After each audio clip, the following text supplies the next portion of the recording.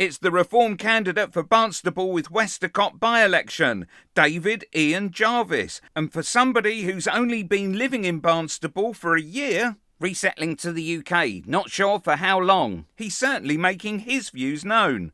Like his zeal for news of members of the gay community being converted straight. Another wonderful and beautiful testimony of God's grace. I lived a homosexual lifestyle for several years.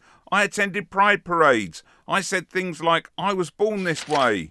Many people try to excuse their sins by saying, I was born this way, which is why Jesus said, you must be born again. And as more and more people of every walk of life are being touched by Jesus and set free, Milo throws £150,000 engagement sodomy stone into the ocean to prove he's now ex-gay. To God the glory. Former gay activist marries woman, addresses critics who condemn his new heterosexual lifestyle. Then there's his anti-trans views. Reform UK intends to ban woke ideology in schools. Reform UK will act fast.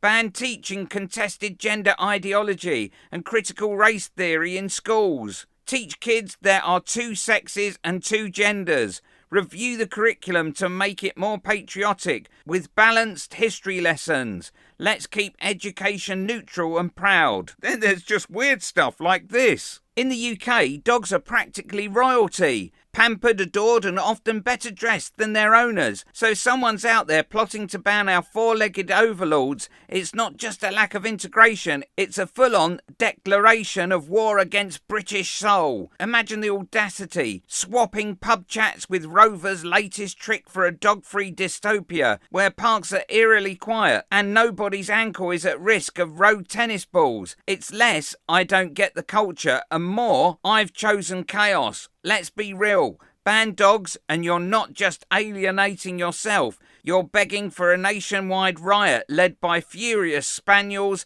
and their equally furious humans. But then it gets weirder with Jarvis reposting this, asking people to choose between dogs and Muslims. If you had an option to live alongside dogs or Muslims, which one are you choosing? Muslims demand locals don't walk dogs in public because it's a violation of Sharia and disrespects them. Finally, he confuses chemtrails with geoengineering.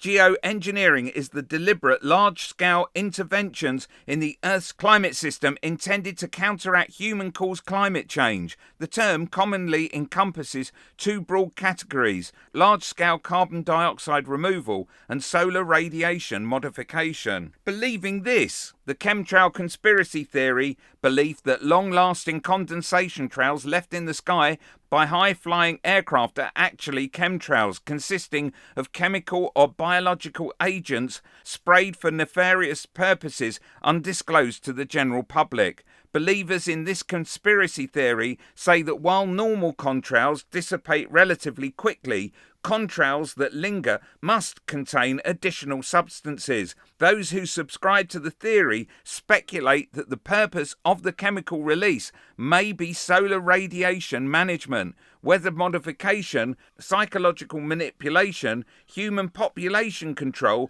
biological or chemical warfare, or testing of biological or chemical agents on a population, and that the trails are causing respiratory illnesses and other health problems. Stop it! Stop spraying harmful chemicals into the atmosphere above our heads and polluting our water and farmland. Will David Ian Jarvis get in? We'll have to wait until the end of the month to find out.